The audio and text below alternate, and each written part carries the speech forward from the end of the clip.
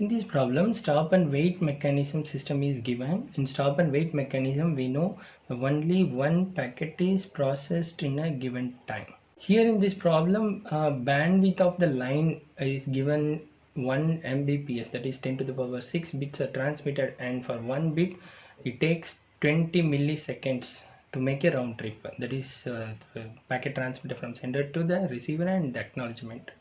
So what is the bandwidth delay product?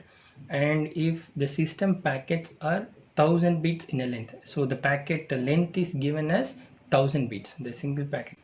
And what is the utilization, which means the efficiency? They are asking for the efficiency. So first we have to find the bandwidth delay product. What is bandwidth delay product? Bandwidth delay product is nothing but the number of bits transmitted in a given time. So that is actually calculated based on round trip. The round trip is nothing but the time taken for a single bit is actually 20 milliseconds, and the bandwidth is 1 megabits per second. So bandwidth delay product is actually the multiplication of bandwidth, number of bits transmitted, and time taken for a single bit. So multiplying this bandwidth and the round trip, we can calculate the bandwidth delay product. That is, in this case it is 20,000. So this is bandwidth delay product, and in here in this problem they are saying 1000 bits in the length. So stop and wait mechanism, 1000 bits length. In this statement we can transmit 20,000 bits in a total cycle time. 20,000 bits can be transmitted, but in this statement it is given 1000 bits. So what is the utilization? That is 1000 divided by 20,000. We have only 5% utilization. So as we know already, the stop and wait protocol is not that efficient, as because it is limited. Until and unless the acknowledgement received for these 1000 bits, the next packet cannot be transmitted. So the efficiency here is 5%. And the next problem, what is the utilization percentage of the link if we have a protocol? It is actually linked with the previous example. What is the utilization of the percentage if the link we have a protocol, that is stop and wait protocol? In the previous problem, the same case, consider the protocol that can send up to 15 packets. Here 1000 bits in length, the single packet is containing 1000 bits. So the same case is considered here. They are saying, they are asking us to calculate the utilization if 15 packets are transmitted in a total cycle time. So in a single packet, if we have 1000 bits and in 15 packets are transmitted, means the total number of bits transmitted in a total cycle time are actually 15,000. So 15,000 divided by 20,000. Actually 20,000 bits can be transmitted, but we are sending 50,000. Though the percentage is 75, but the problem here in stop and wait protocol is, in case if 15,000 packets are transmitted and there is a loss, the packet is corrupted after transmission, then the stop and wait protocol has to retransmit all packets once again. So again it leads to much less efficiency. Let us take another example. Here this problem is given for the protocol go back n, sliding window protocol, go back n and the selective repeat, and 6 packets. Assume a sender sends a 6 packets are 0, 1, 2, 3, 4, 5. The sender receives an acknowledgement with acknowledgement number 3. And what is the interpretation in case if we use go back n, otherwise selective repeat? What is the interpretation when we have 6 packets transmitted and received acknowledgement number is 3? So here the window size is currently, outstanding window size is 6 and the window size here in receiver is 1. When the first packet, that is 0, is transmitted and it is, let's say the packet 1, that is 0 packet is transmitted and it is placed in the buffer, the sequence is expecting the next packet, and where as soon as the acknowledgement number here is actually A1. A1 means 0 is reached and it is expecting for the next packet, that is 1. and when one is transmitted, the acknowledgement, let's say that is P2, packet 2, and acknowledgement for next packet to be received, then the next packet is actually 2. Here in this problem, that acknowledgement number 3 is received. Acknowledgement number 3, when will we get acknowledgement number 3? When 2 is actually transmitted. See here, 0 transmitted, 1 transmitted, and the packet 2 is transmitted. As soon as 2 reached the receiver, then it will send the acknowledgement number 3. In go back N protocol, it is actually saying the packet 0, 1 and 2 are received uncorrupted, and that receiver is expecting packet number 3. Whereas in selective repeat protocol, it is individual acknowledgement. Unlike go back and here it is individual. So when 0 is reached, we are sending the acknowledgement for the bit 0, the packet 0 received, and when 1 is reached and the acknowledgement for 1, and 2 is reached, acknowledgement for 2, and when the packet 3 is reached, acknowledgement number 3 means in selective repeat concept, we say the packet 3 has been received without any error, and it won't say anything about the next packet. So the next problem here also stop and wait protocol and utilization, finding the efficiency when transmission delay and propagation delay is given. Transmission delay here is 1 millisecond, propagation delay here is 2.5 millisecond. We have to find the efficiency, which is similar to the previous problems we have seen, and a simple one. So the efficiency formula is 1 divided by 1 plus 2a. A is nothing but the ratio of propagation delay to the transmission delay. So transmission delay is nothing but number of bits transmitted in a bandwidth, and propagation delay is distance, ratio of distance and velocity.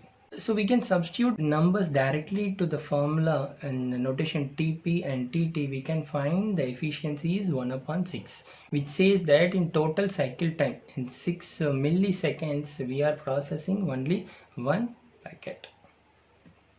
So the efficiency here is less. In case if you want to increase the efficiency, another example is also given here. If transmission delay is 2 millisecond and propagation delay is 1 millisecond. So in the first case, propagation delay is higher than the transmission delay, so the efficiency is less. Here in this case, transmission delay is greater than the propagation delay. So substituting these values in the formula, we are getting the 50% utilization of the efficiency. So from this we can understand more transmission delay than the propagation delay, we have increased efficiency. And let's see how the efficiency can be increased. In case, for example, the same case we take here, in case if we want the efficiency is to be greater than the 50%, the efficiency is nothing but transmission delay divided by total cycle time, that should be greater than or equal to 1 by 2. And rewriting this formula, we are getting this one and taking this transmission delay here, subtracting this value. So this is the expression which says if we need efficiency greater than 50%, the transmission delay should be greater than or equal to twice the propagation delay. So the problem given here is if bandwidth is 4 megabits per second. If bandwidth is 4 megabits per second, we are transmitting number of bits, 4 into 10 to the power 6 bits are transmitted in the transmission medium, and propagation delay TP is actually 1 milliseconds. And then what should be the range of bits to be transmitted? What should be the range of bits to be transmitted so that the utilization will be greater than or equal to 50%? So what is the range? In order to have a greater than or equal to 50% efficiency, what number of bits to be transmitted in a system? So we have seen in the previous case, here we have seen if we want the efficiency greater than or equal to 50%, we have to have this condition. So that is TT greater than or equal to 2 into TP, transmission delay greater than or equal to 2 into propagation delay. and the transmission delay is nothing but number of bits transmitted divided by bandwidth. In a given bandwidth in the transmission medium, how many bits we are transmitting. And here the question is the range of bits. So what is the range of L to have the efficiency greater than or equal to 50%? So take the bandwidth here, because the bandwidth is already given 4 megabits per second. So L greater than or equal to 2 into TP into bandwidth, and substitute this value. Propagation delay is 1 millisecond given here, and bandwidth is 4 megabits per second. Substituting this value, and the final calculation we are getting is 8000, which means we need to transmit more than or equal to 8000 bits in a system to have the efficiency of greater than or equal to 50%. So this is the problem. Multiple questions can be asked in different, what is the efficiency and what should be the bandwidth, and to have this efficiency, and what should be the number of bits to be transmitted, and if total cycle time is this, then what should be the efficiencies. So we can have a different problems. So here let us see the factors which are affecting the efficiency. So what are the factors? The efficiency formula we know, that is 1 divided by 1 plus 2a. So TP, propagation delay, is nothing but distance by velocity, and transmission delay is L divided by B. So it is in the denominator, so B divided by L. And the velocity and bandwidth are fixed with the medium, transmission medium, and this efficiency may vary based on distance and number of bits transmitted. So in this problem also, what is the number of bits to be transmitted is asked. So velocity and bandwidth we cannot change, and that is related to the transmission medium, and distance and number of bits to be transmitted, based on that the efficiency is increasing. So the meaning here is, if the distance is increasing, if efficiency is reduced. So, and if number of bits transmitted are more, then the efficiency will increase. More number bits transmission leads to increased efficiency. Let us have one and last problem in go back n sliding concept. So what is the question here? In go back 3, that is go back n, go back 3, n is equal to 3 here. The outstanding window size at the sender is having 3 packets in its buffer, and if every fifth packet that is being transmitted is lost, so every fifth packet transmitted are actually corrupted or lost. If we have to send 10 packets, we are sending 10 packets, then how many transmissions are required? So while sending 10 packets, every fifth packets are actually lost. Then based on the acknowledgement from the receiver side, the transmitter has to retransmit the packet. So if we want to complete 10 packets to be transmitted, the total number of transmissions we have to calculate. Now here let us have this total number of packets to be transmitted are 10, and go back 3, the 3 outstanding window has the packets 3. So let us say the first, so let us have the first window is having 3 packets. So once again let us recall the concept of go back n retransmission. Here outstanding window, the packets we have in outstanding window are 3, and the receiver window in go back n protocol is 1. When the packet 0 transmitted and it reached and acknowledgement also done from the receiver side, then the window will slide to next. That is, if before it was 0 1 2, then next is sliding. As soon as the acknowledgement received, then it is sliding to 1 2 3, and when one transmitted and acknowledgement is done, then this window will slide to next packet as 2 3 4. And in case if the packet 2 is corrupted, though the packets 3 and 4 are properly reaching the receiver will not accept the packet 3 and packet 4, it will silently discard. So the transmitter will have to retransmit again, going back to the packet 2 and retransmitting 2 3 4 once again. So in this case, the first outstanding window has 1 2 3 packet, and when the acknowledgement 1 received, then the window will slide to next packets 2 3 4, and when acknowledgement is received for 2, then the window will slide to 3 4 5. The same is followed for 4 5 6. When acknowledgement is received, then the window is actually having 5 6 7. But the question here is, every fifth packet that is being transmitted is lost. So fifth packet here is 5, and when it is transmitted, if it is corrupted, according to go back n methodology, all packets in outstanding window are to be retransmitted.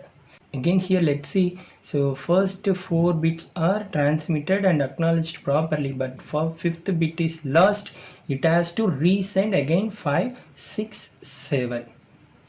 But in this case, because here fifth packet is corrupted, though we send the packet 6 and 7 once again, because already we processed with the 6 and 7, the count should start from after the corrupted packet, last packet. So we are again transmitting 5 6 7.